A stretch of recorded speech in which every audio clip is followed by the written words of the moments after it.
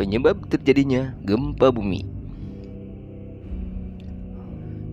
Kebanyakan gempa bumi disebabkan dari pelepasan energi yang dihasilkan oleh tekanan yang disebabkan oleh lempeng bumi yang bergerak ke satu arah atau bisa juga lebih. Semakin lama tekanan itu kian membesar dan akhirnya mencapai pada keadaan di mana tekanan tersebut tidak dapat ditahan lagi oleh pinggiran lempengan. Pada saat itulah gempa bumi akan terjadi. Pergeseran lempeng bumi dapat mengakibatkan gempa bumi karena dalam peristiwa tersebut disertai pelepasan sejumlah energi yang besar.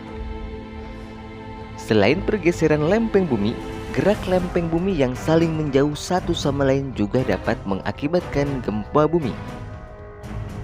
Hal tersebut dikarenakan saat dua lempeng bumi bergerak saling menjauh, akan terbentuk lempeng baru di antara keduanya.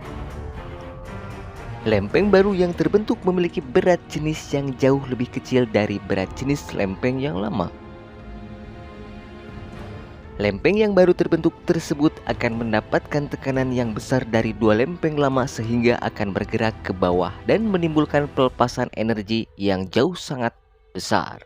Terakhir adalah gerak lempeng yang saling mendekat juga dapat mengakibatkan gempa bumi. Pergerakan dua lempeng yang saling mendekat juga berdampak pada terbentuknya gunung. Seperti yang terjadi pada Gunung Everest yang terus tumbuh tinggi akibat gerak lempeng bawahnya yang semakin mendekat dan saling bertumpuk. Gempa bumi biasanya terjadi pada perbatasan lempeng-lempeng tersebut.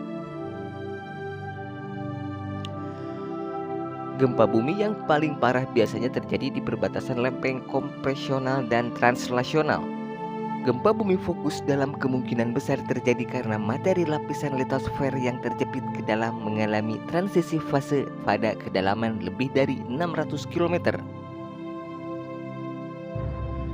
Beberapa gempa bumi lain juga dapat terjadi karena pergerakan magma dalam gunung berapi. Gempa bumi seperti itu dapat menjadi gejala akan terjadinya letusan gunung berapi. Beberapa gempa bumi juga terjadi karena menumpuknya massa air yang sangat besar di balik dam seperti dam Karibia di Zambia, Afrika.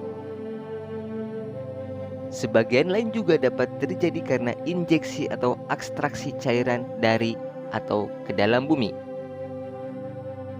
Terakhir, gempa juga dapat terjadi dari peledakan bahan peledak. Hal ini dapat membuat para ilmuwan memonitor tes rahasia senjata nuklir yang dilakukan pemerintah.